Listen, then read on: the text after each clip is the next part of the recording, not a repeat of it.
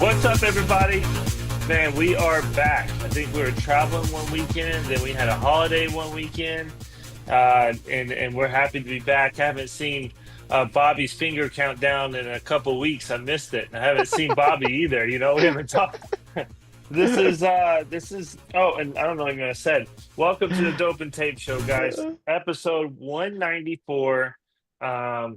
Yeah, we have a big year coming up as we close out this year. Next year is gonna be awesome. We're looking at some factory visits. We already had two. That's gonna be in the first quarter of next year. So that's going on. We also have the national and then local events that are going on that we're gonna try to be a part of and show y'all that. I did the vlog. I did the vlog thing for I did that once. A lot of people liked it, so it's a little awkward still for me to be filming myself all the time and like in public and everything. But I'm gonna try to get used to it. So we got an event going on, a dope and tape thing. We'll announce it when it gets closer, and I'm gonna do a day in the life of all that. But yeah, super excited for next year. Lots of growth. We appreciate you guys. Um, what is even our count on YouTube, Bobby? Our Let's count? see here. We have Yeah, like we're almost at subscribers. 17, almost at 1700. That's crazy. 1680 something. Yeah. Appreciate that. That's pretty crazy to grow on a niche show. Your camera's doing this Zoom thing. I don't know if I like it or not, but Yeah, welcome to the I Dope and don't Tape Show. Please I hit the don't like think I button on like your it. way in. If you aren't subscribed, why not? Please subscribe. Boom. Boom, you Yeah, got it? so I'm in the studio. I'm in my new studio. It's Appreciate not that. That's put pretty together crazy. yet. I need a couch. I need to do some I need to do some cosmetic things to it. There's a good bit, but it's coming along. We'll get there soon. But right now, I just gotta blur it out, and I'm just in like a dark blue room. So, we're gonna do lights and all that. I think it'll be cool. It's gonna be a fun project. I'm excited to do it. But hey, today or tonight, I guess, whatever time you're listening or watching to the show. Pam Elliott is gonna join us today. And I met her at the Georgia Fire Sprinkler Association Christmas party where she spoke. She said a little bit about herself and then the association that she represents called Common Voices, which we'll get into that later about burn victims and it's so funny talking to her at that event. She said to me, people always talk about the deaths. Okay, there was like an apartment fire and there was this many deaths, but they never really talk about the victims. It's almost like they're almost like forgotten about immediately, yet it's it's one of the tragic lifelong things. I mean, it's terrible. But I don't know. We're gonna get into it. Thank you, Pam. Appreciate you coming on. I'm glad to be here. I really am. Um, I have been asked to sort of tell my story. Yeah, I, we'd love I to hear it. I grew up in southern West Virginia, outside of the booming metropolis of Beckley, in a little rural community known as Daniels, West Virginia. And I lived in a two-story country frame home. My mom and dad and brother and I lived upstairs, and my grandmother and great grandmother lived downstairs. And my mother would put me down for a nap, and grandmother would listen out for me.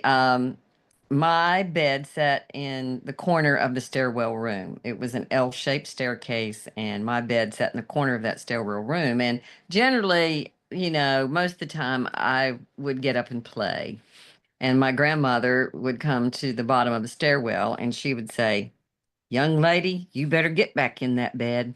And, I couldn't figure out, on those old creaky wooden floors, how she knew I was up playing. And this day, it was in the middle of April, April the 14th, and she put me down for a nap, and she was going up to her sister's house to borrow a vacuum cleaner to do spring cleaning. there was a pathway from their house to our house, except their house set up on a hill and it was visible from where we lived. And the reason that there was a pathway was my grandmother always had cows and pigs and chickens, and my mother's oldest sister had 14 kids. Oh my So goodness. What? there, there was a lot of Whoa. running back and forth between the houses. Right. So, this was a beautiful spring day, and at the bottom of the stairwell, there was a doorway that led out onto the porch, and grandmother was sitting on the porch swing. Well, she heard some noise and she came in through the doorway, and she said the stairwell was blazing. She could not get up the stairwell. So there was a pathway around the right side of the house that, was a little bank that went up to the second story entrance, which was level with the main highway. And as they topped the hill, there were two young men that were driving by. I'd seen the smoke. They pulled off the road, and the older one kind of corralled my grandmother and my great grandmother. He said they were just screaming, "My baby, my baby, my baby." So they thought there was an infant in the house. So the older fella stayed with my grandmother and great grandmother. The younger, who was 16 at the time, came in the house and got me out. The front of the house was my mom and dad's bedroom and living room. To the right was the doorway to the kitchen. To the left was the doorway to the stairwell room. He told me his name is Bill Ward. At first, he went to the right through that doorway, and he said the kitchen was completely engulfed. And so he came back out, came to the left doorway, and he said it looked like I had just stepped out of bed. And he said, I just looked up at him and smiled. And he said he picked me up, put me on his shoulder, and carried me out of the house. And his cousin was driving the car, and they took me to the hospital. Now, I met this man when I was in my 30s, and I had a cousin that she went to school with him. And so they were having a class reunion, and she asked me if I wanted to meet him. And I'm like, yes, all of my life I've wanted to meet him and to thank him for what he did. And so we met, and he asked to speak with me privately. We went in his office and sat down, and we just chatted briefly. And then he looked right at me and he said, I have to tell you, I never wanted to meet you. He said, I can close my eyes and see you as you were that day. Mm. And I was like, holy cow. And I said, I am so sorry, but all of my life I have wanted to meet you and to thank you for what you did. You saved my life, and I hope you have a better vision now. And I got up and left. Um, I mean, I was so excited to meet him that my heart was about to beat out my chest. But so fast forward to last December, actually, I spoke at a senior citizen center in my little community of Daniels, West Virginia, and the fellow that ran the senior citizen center was first cousins with Bill Ward. His name was Donnie Ward. And so I said to him, Donnie, do you ever see Bill? And he said, oh, yeah, we have lunch together. I see him quite often. And I said, would you please just ask him if I can talk to him one more time? I said, I just want him to see the life he has given me. And so he called me in December. And anyway, Bill said he would love to see you. And I was like, yes.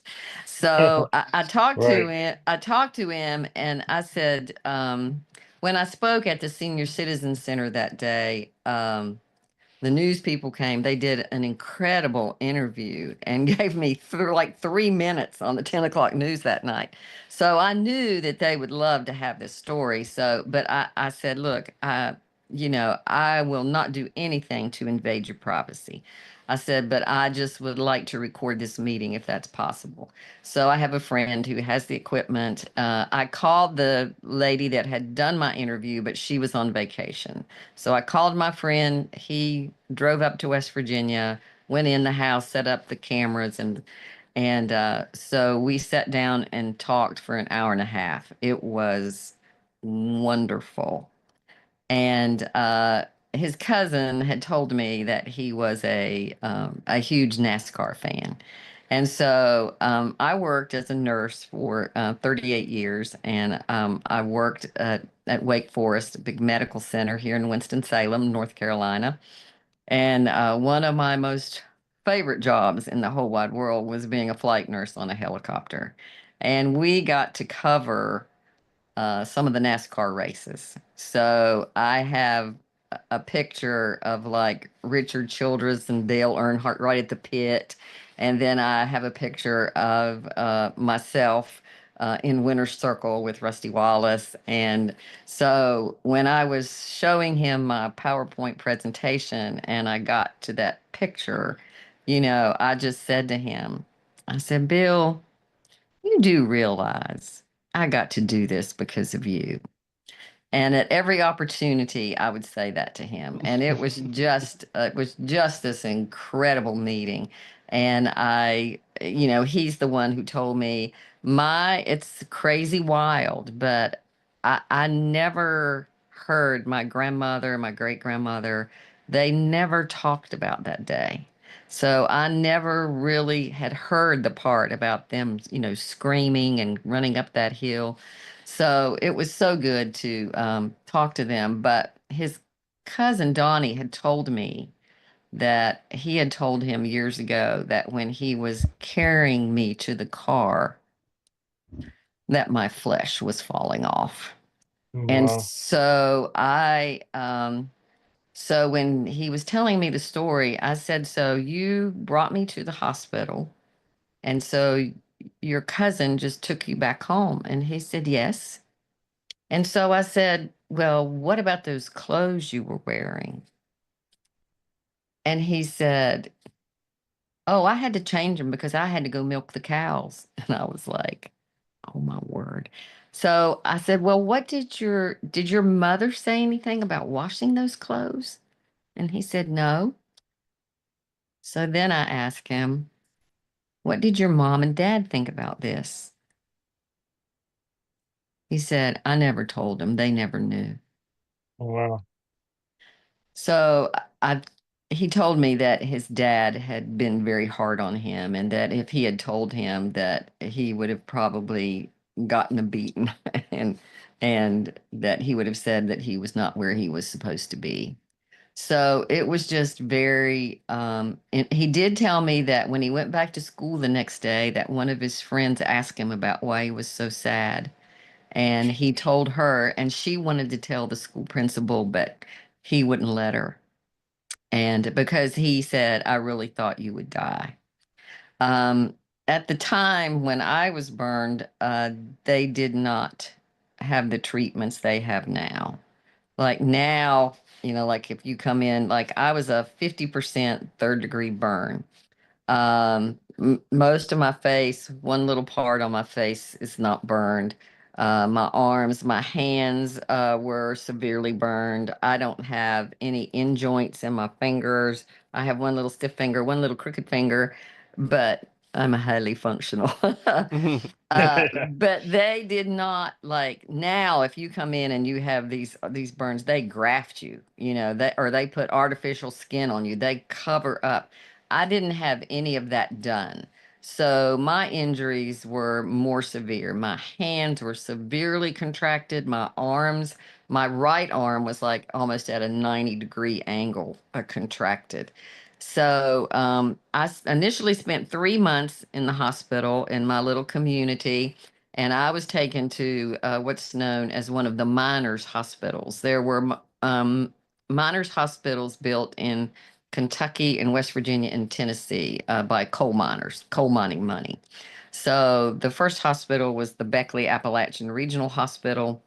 And then I was there for 3 months. And then I was admitted to the Shriners Hospital for crippled children, as they called it back then, in Lexington, Kentucky. And my first stint in the Shrine, I stayed 9 months. It just took a lot to, some of my fingers were like webbed and they had to separate them. And then um, because they were so drawn, I had to wear braces. And then there were little straps that went around my fingers that went back to pins that pulled my hands back. So it was it's just a long, arduous process. But it was interesting. I remember one day some Shriners' wives came to tour the hospital, and they had operated on both of my hands at once, and they were wrapped up. It looked like I had on little white boxing gloves with the tips of my fingers sticking out. And I specifically remember this lady stopping at the foot of my bed and saying, "Oh, you poor dear." And I was like, "Lady, I've got it made. They have to do everything for me." But I Yeah. didn't say that. I just thought it. I was just like, yeah, they have to do everything for me. But my time in the Shrine, uh,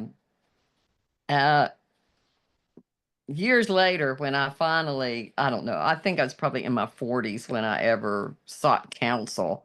And it was, as I was telling him, about my family growing up and about the fire and all this stuff, and I told him about being in the hospital for 9 months, and I made the comment that my mother got to come and see me twice while I was in the hospital, and because we lived in West Virginia, the hospital was in Kentucky, and anyway, when I finished, he looked at me and he said, "Now tell me about that time when you were in the hospital." And how many operations did you have? And I'm like, "Oh, I don't know. Let's just say 20. I don't know." Um, and then he just looked at me and he shook his head. And I was like, "What are you shaking your head for?" And he said, "No little girl, no child should be without their mother when they're having surgery." And I had never even thought about that. And I said, "That's right, they shouldn't." but I said it wouldn't have made any difference because at that time the Shrine did not allow parents to visit during the week. They tried to Oh. make your life as much like home as possible. We got up in the morning, we got dressed, we went to breakfast, and then we went to school. That if you were in the bed, they pushed your bed or your wheelchair or you walked. There were two separate classrooms for the older kids and younger kids, and you went to school, and then you came back at lunchtime, you took a nap, you went back to school. So parents weren't allowed to, they were allowed to visit on the weekends, and that was it. So I said to him, it wouldn't have made a difference anyway. Mhm. So, there were, and of course, back then I was put to sleep with ether, and I had horrible hallucinations from the ether. I remember one night, I don't know, it was probably about 2 o'clock in the morning, and I woke up and I could see these four black hairy legs, coming up around my bed and wiggling back and forth. And I let out this blood curdling scream. And the nurse came and she said, "Pam, Pam, what's wrong?" And I said, "There's a big black spider under my bed." And of course, I looked, it was gone. So, but Christmas was the time to be in the Shrine. These sororities and fraternities from the University of Kentucky, because the hospital was in Lexington, would come and give us parties. And I remember one time they bought us kazoos. Yeah. Oh, we had a great time. But at Christmas, the hospital was divided into the boys' wing and the girls' wing. And so promptly at 6 a.m., you would hear "ho, ho, ho."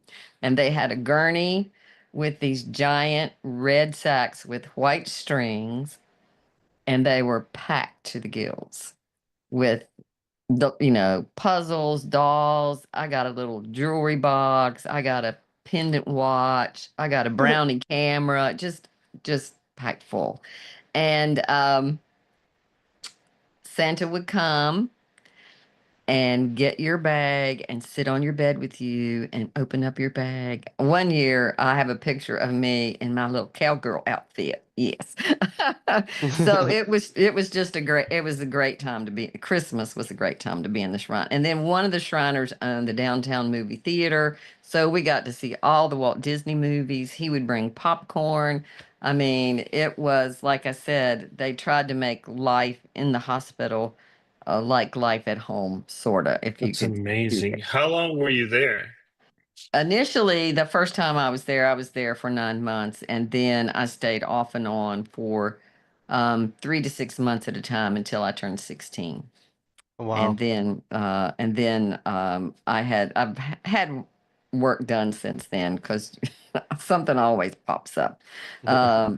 Scar releases. You just have to. As a burn survivor, when you leave the hospital, you swear you're never going back. but Right. but you have to. I mean, you have to. So anyway, I the beautiful thing about being in a rural community was my rural community protected me. And people find this very hard to believe, but it's true. None of my classmates, grade school, junior high, high school, ever made fun of me or called me names. Not ever. Our house was on that um, main thoroughfare through this little rural community. It's like that Right. today. Our house sat right, like kids, the school buses all went by. So everybody knew what had happened to little Pam.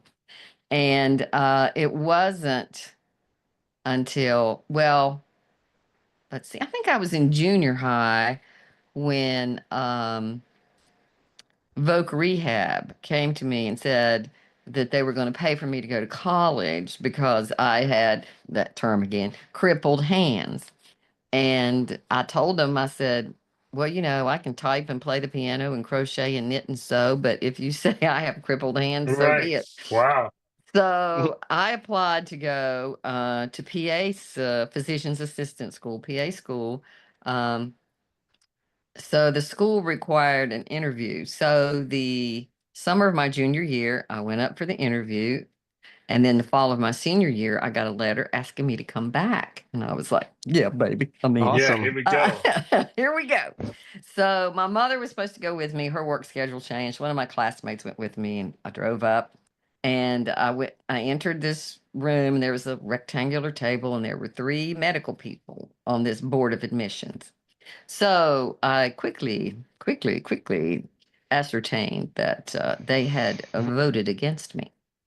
They informed me that people naturally have a fear of doctors, and since I would be meeting patients initially to obtain their health history, they felt that my physical appearance would instill a deeper fear within the patient. Mm, Jeez. that's not right. Well, well, I'm gonna tell you what I did at that very moment when she said that to me.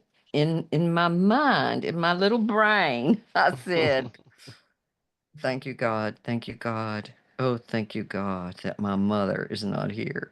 Oh my goodness. Oh, Holy dude, I know cow. that's right. Yeah, my mom Holy, would lose it. She'll be oh, flipping tables. I yeah, yeah. I Oh, yeah. yeah. It would have happened because I think the big part of my family support, my community support, but my mother was, you're just like any other little girl and you can do anything any other little girl can do. And don't Right. let anybody tell you you can't. So, and, my mother, my grandmother, all growing up had said, honey, this happened to you for a purpose. So anyway, I went back to school. I had to go stop by the principal's office. And anyway, my principal, when I told him, boy, his face did the cartoon red. Woo! Oh yeah. And then I had to go back to the voc rehab committee, and there was a surgeon on staff, there, and he was like, "Now, honey, tell us, what did these people say to you?" And he wanted to get involved politically, and I said no. I said no, no, no. I won't do that because then they'll watch me like a hawk. So anyway, so I say my life was directed a completely different way, and in my mind, I knew that's where I was supposed to be, but in my heart, I did not want to be there. And so I wound up in Bible college, and so I'm in this new environment. And people are asking me all the time about what had happened to me and if I minded talking about it. And I would tell them no, that I'd been burned in a house fire as a child and I was doing fine and would thank them for asking. But it really began to eat at me because I'm like, okay, I'm not getting the purpose here. And there's all this talk about God. And one day at lunch, this very charismatic guy who wore like bright red suits and canary yellow suits and blue Oh suits. wow. And I mean, Mm, it was one of just them. crazy. One of them. So I Bobby's kind just, of like that. Yeah, yeah, oh, good. yeah. I had just put my lunch tray down and he came over and he said, "Pam, mind if I eat lunch with you?" And I'm like, "No, have a seat." And so he literally smacked the table with his hand and said, "Praise God. Ain't it a wonderful day? Don't we serve a loving God?" And I was just like, that was the straw that broke the camel's back for me. I was just like, Yeah. I've had it up to here. I said, "I don't think so." Said, "You tell me why your God took a little 5-year-old girl and nearly burned her to death. I don't call that love, do you?" Well, suddenly he was at a loss of words and suggested that I talk to the Dean of Women. So I got this note in my mailbox asking me to talk with her, and I like threw it in the trash. I'm like, I don't know her. I'm not talking to her. And so Hmm. then a few days later, I got a second note in my mailbox with the rule underlined that if you fail to appear before a faculty member, that you can be dismissed from school. So I was like, well, my mama will kill me if I was only the second person in my family to go to college. I said, my mama will kill me. So I went, and she was this very sweet woman, and she said, "I understand you're having some problems." And I said, "No, ma'am, I'm not." And we chit chatted briefly. And then she said, "Well, we need to pray." And I said, "You go ahead." I mean, I was a little snot. But I was a good student. Like in the fourth grade, I started making straight A's. So, I'm Right. like, I'm back in my room Buddy, one not night. me. I'll tell you that. I'll tell you that right now. Um, Uh-huh. one of those driven people. Well, so I'm in my room, my 3 roommates are gone, and I get out my syllabus for my Old Testament class, and it Hmm. says, read the book of Jeremiah. So I'm reading through the book of Jeremiah, and I come across Jeremiah 18, verse 4, which says, "And the vessel that he was making was marred in the hand of the potter. So he remade it again as seemed good to him." And I was undone. I mean, I sobbed and I wanted to take back all my anger and nastiness. And I said, "Okay, I hear you. You are the potter. I am the clay. You remolded me and remade me. It might not seem good to everybody else, but it's good to you because you are the potter and I am the clay." And How old that were you about that time? I would have been, let's see, 19, So 18 or you 19. were, let's say, had anger and misunderstanding of what happened to you, like in God's vision until you were 19. Would you say like that night really changed No, it things? was it was really that you know me not getting my way, getting to where I wanted to be, and then Hmm. being in that new environment and being asked all the time about it. Right, That right. that made Okay. me, yeah, it was just that year, that first year.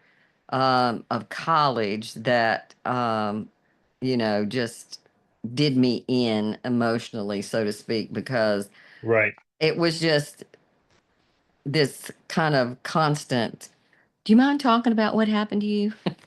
And I had just never, encountered that before because in my community, everybody knew what had happened to me. So that it was just for that, couple of years there that I was just like, I'm not getting the purpose here. I don't understand. I never dreamed I would be talking on a podcast, Right. Yeah. So anyway, so then I finished Bible college, but the scriptures teach. I was gonna be a teacher, a grade school teacher, and then I was like, oh, I can't do that. No, because teachers receive the greater judgment. I'm like, I got to do something else. So I came home. I worked in a little grocery store, and then I went to nursing school and became a nurse. And Okay. there were two incidents that happened in that grocery store because if something doesn't look right, I mean, people, it is instinctive to stare. And so, like I said, people don't notice much nowadays. People will say things about my hands, but I with didn't notice anything when I met you. yeah, so No clue. with my makeup, you don't really notice my face all that much. And so, but back then, it was different. And I worked in this grocery store, and this mother would come in with her little girl, and she would start immediately, "Mommy, mommy, mommy, what happened to that lady? Mommy, mommy." And her mother would shush her. And so one day they came in shopping, and I was in the aisle putting up cans. And this little girl came running down the aisle, and we wore these blue smocks with pockets on the front. And I remember she grabbed onto that smock and she said, "Lady, lady, I just have to know what happened to you." And so I knelt down in front of her and I said, "How old are you?" And she said, "I'm 5 years old."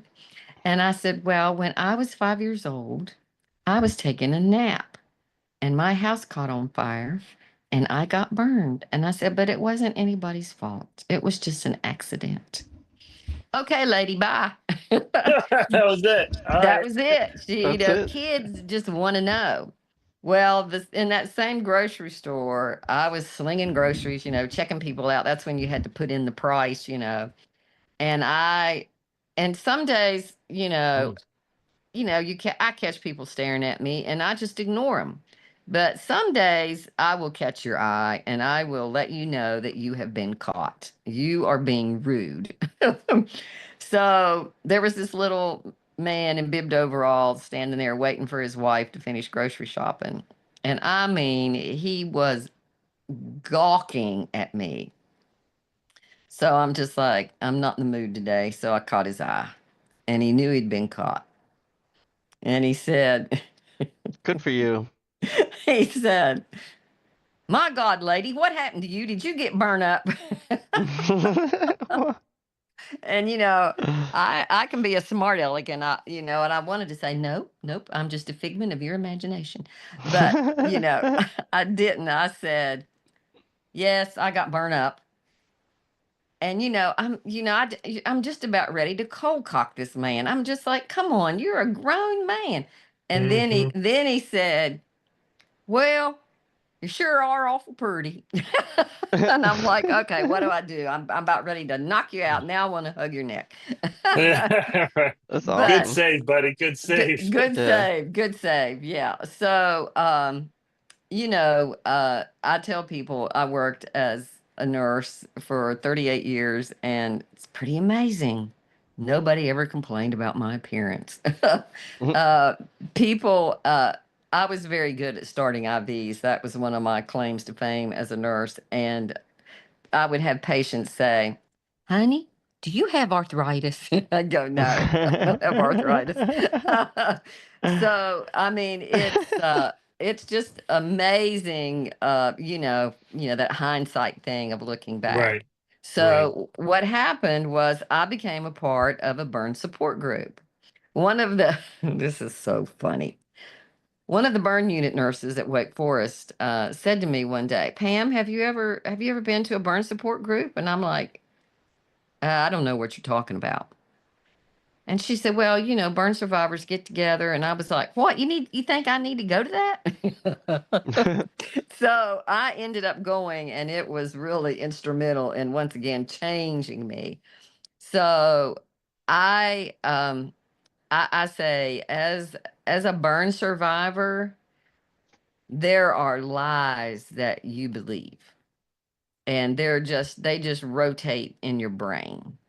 Like I never believed I would ever get married because of my scars. I'm just like, it's just how it is in this world. And that was my little recording that I said to people. That's just how it is in this world. People look on the outward appearance. It's okay. I have a great life. I have wonderful friends. And I started going to burn support, and there's people in there burned a lot worse than I was, and they were all married. I was like, what? Yeah. So, anyway, through that burn support group, I also learned about the Phoenix Society for Burn Survivors. They provide aftercare to burn survivors, and they have a conference every other year. It's an amazing organization. And so they teach you how to share your story. Um, there's a guy named Brad Phillips who used to work for ABC News, and he helps survivors frame their stories. And so I took that training. And then Dr. Jimmy Holmes, who's the head of the burn unit at Wake Forest, asked me to go to Washington to lobby with the American Burn Association. And I was like, oh no, Dr. Holmes, really? No. He said, Pam, look, these people know nothing about what it takes to survive this type of injury. And you need to go and you need to talk to these people. And I was like, are you sure, Dr. Holmes? And he's like, I'm sure. So at that meeting, I actually met Amy Acton. And then she said to me, have you ever thought about sharing your story? And I'm like, I really don't know what you're talking about. I have just lived my Mhm. life. And she said, oh, no, you don't know. And that's when she said, there's a huge percentage of, survivors that hide away. So then Amy it was a part of Common Voices, and she was not going to be able. They were going to the Hill to lobby, and she was not going to be able to go. And so she told Vicki Pritchett that I had been to the Hill, and so she called me and I was like, "Oh, sure, I'll be glad to come." And so then after that, she called me and invited me to join Common Voices. So that's how I came to be a part of this group. Right. And we say we turn tragedy into advocacy and promote fire sprinklers. Um, I want to say one more thing. The guy who rescued me died in October, and I had the privilege of speaking at his funeral. Oh my goodness. And I was just amazed. I talked to a cousin and I talked to a nephew, and neither of them knew. Because I asked him, I said, well, how do you, it's my cousin. And I said, oh, did he ever tell you about rescuing a little girl from a house fire? No, no. And then I was sitting on a row with the guy who lives near me. And I said, so how do you know Bill? And he said, oh, he's my uncle. And I said, well, did you ever hear a story about him rescuing a little girl from a burning house? He said, no, never heard a thing about it. That's crazy. So, yeah, he was just this quiet, shy man. And I was just so glad that I Hero. recorded that meeting and that I have that now. Yeah, very sweet. Very sweet. Silent hero. That is great. Yeah, but Common Voices has taken me, holy cow. So what exactly is Common Voices? It is a coalition determined to create a fire safe America by using tragedy to promote advocacy. And so we advocate for fire sprinklers. That is our deal. And it's just amazing. After coming to know Amy was involved with the National Fire Protection Association, and I got this call one day saying, well, we would like for you to come and speak at our conference. And I'm like, these people don't know me. What? And then I went, Right. oh, that Amy Acton. So I spoke at their conference, and there was a guy there from British Columbia, and there was a guy there from Lone Wolf, Oklahoma. So the guy from British Columbia asked me to come and speak at that was the very first fire sprinkler summit they had ever had. And so I opened that conference. And then this other guy asked me to come to Lone Wolf, Oklahoma. I don't know if he was from there. That's where they had this meeting. And so Okay. I'm driving and I'm just like, where in the world is this place? And so I spotted a red fire truck and I said, he's going the same place I am. So this place is in the middle of nowhere, and it's like these rocky hills, and they have signs up where I'm staying that says, watch out for the rattlesnakes. And I was just Oh like, my What? gosh. oh, lovely place. So I'm sitting waiting for one of the firemen to come and get me, and I'm sitting by a door, and the door opens, and this guy takes a giant step in, and I'm like, "What is it?" And he said, "Oh, there's a rattlesnake." So I had talked to the maintenance guy the day before, and I went and got him, and he got his long-handled dustpan and a bucket and a broom, and he went out there and swept up that rattlesnake and put it in the bucket and carried it off. What Dang. the heck? Where's he put it? No. I don't know if he just took it somewhere, if he killed it or what he did, but he just put it in that dustpan and That's dumped it in the bucket. crazy. He carried it off. I It was must just like, happen a lot there for them to be yeah, like, oh, whatever. yeah. All right. I mean, Yeah. like it's just it was just like these these rocky hills, But like I said, it Mhm. was in Lone Wolf, Oklahoma. Yes, yes, Lone Wolf. Lone How'd this Wolf. speech go? Was that your Uh, first it, wa- speech? oh no, no, no, no, No. no, no. It wasn't the first. I I, I, I hesitate to say this, but I will. Uh-oh. Sometimes I think that this is changing within the fire service, but you know, you're not really a fireman unless you have a hose in your hand. That kind of mentality. And so at this conference, there was a guy there who did research, and and then I was there speaking, and they had a code guy there talking and all this stuff. So I was just like, I probably shouldn't do this, but these people are never going to see me again. So I ended by saying, I don't care if you fight fires with a hose or a code or research. You are a firefighter. Thank you for having me here today. Good for you. So, Yeah. yeah, and we are told that as these advocates that we can say things that other people can't, and yeah, of course, my little soapbox has to do with um, the cost of the survivor. And looking at statistics, when I started doing this, and I looked at the United States Fire Administration, United States Fire Protection Association, there's nothing about the cost of the survivor. So the rule of thumb is this: for every degree that you are burned, you will spend at least that many days in the burn unit, if not more, due to infection and skin graft rejection. The going rate across this nation for one day in the burn unit is $10,000 to $20,000 a day. No, that's crazy. So take me for an Oh my example. goodness. I'm a 50% burn. So that means I'm going to spend at least 50 days in the burn unit. If I'm at Wake, it's going to be $10,000 a day. So cha-ching, that's a $500,000. If I'm in New York City, it's probably going to be the 20. It's going to be a cool meal. And that is just the tip of the iceberg. That is not reconstructive surgery. That is not physical therapy, occupational therapy, psychotherapy, none of that. That is not future operations like I have had over the years. So there are 40,000 people in this nation that are admitted to burn units every year. There's another, I can't remember, 460 or 480,000 that come through emergency departments with burn injuries that aren't admitted to the burn units. Hmm.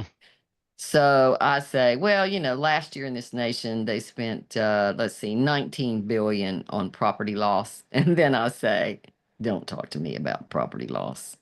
The cost of the survivor is far greater than that, Right. but nobody has ever calculated it.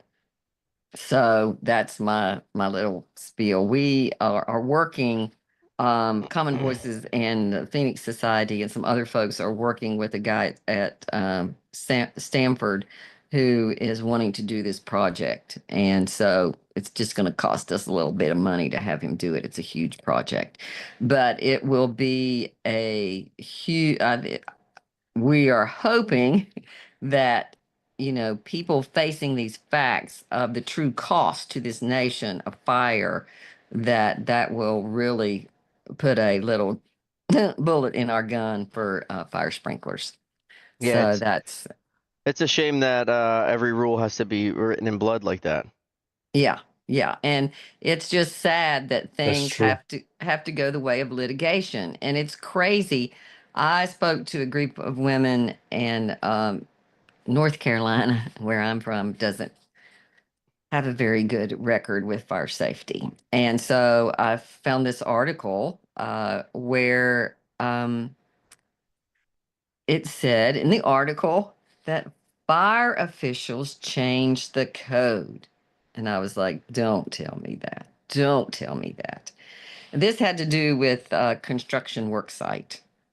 And so, and when I was talking, I said, you probably don't know this, but codes come about because of tragedy. That's how, we have to have somebody die before we do something in a safe manner. Yep. And I said, so this code got changed by fire officials. And what do you think happened on this construction site? I said, 2 men died. That's what happened. 2 men died. So we have to keep fighting. And I say, one day you may see me speaking from a rocking chair, but I will not stop fighting for this cause because it is worth fighting for. And I say to all the fire sprinkler people, I say, look, I know what you say. You say fire sprinklers save lives, fire sprinklers protect property, and you need to add to that. And fire sprinklers prevent injuries like mine. Right. So I talked to Bob Cabuto about that at the conference. I said, add that, add that. I like Um, that. We can do that. yeah. So anyway, I love your story. that's a little bit of my story. Like I said, It's very moving. it has taken me around this nation to a lot of different places and venues, and I say when you share your story with somebody else, it provides healing for you and it provides healing for those who hear it. I said, we are so afraid of sharing ourselves because we think, oh, if we do, people won't like us. When just the opposite is true. If you share yourself and you are honest, it will heal people. And I also tell especially when I talk to firefighters, I say, fellas, ladies, you better talk about your trauma. Because if you don't talk about your trauma will deal with you and it will pop up at the most inopportune time. And you want to know how I know? I said, I'll tell you. I decided that I was going to go to anesthesia school. I was in anesthesia school and they put me in a room with a burn patient that they were grafting. they turned on that dermatome, which is like a automatic cheese slicer to peel the skin off. And I thought I was going to lose my mind. And I said, I have got to leave this room. And they said, no, you can't go. And I said, no, I cannot stay in here. And talking about gut wrenching sobs, it was horrible. And I thought I was losing my mind. Wow. I could not take tests. I would take a test, we would review it, and I would swear that they had changed the questions on the test. And I actually, I think it was the first time in the history of the anesthesia program, and I am not a quitter, but I dropped out of the anesthesia program. So I say, if you don't deal with your trauma will deal with you, and it will pop up at the most inopportune times. And don't doubt it. It can be 20 years, 30 years, 40 years later. But you better talk about these things that you see because they will haunt you if you don't. Well said. Wow. Pam, thank you so much for coming on the show. You're quite welcome. I Yeah, appreciate it. we wanna keep in contact with you, and if there's any way that we could ever help your cause or put some wind in your sails, we're all for it. Okay. Well, if you need somebody to talk, just let me know. You're very good at that too. And let us know if you ever go to a national convention, NFPA, AFSA, NFSA, and we'll get together. Okay. Good. NFPA is in June. It's in Las Vegas, and Oh, if you come on out, we'll take you to dinner. okay. I think that'll be a fun dinner, huh? Yeah, exactly.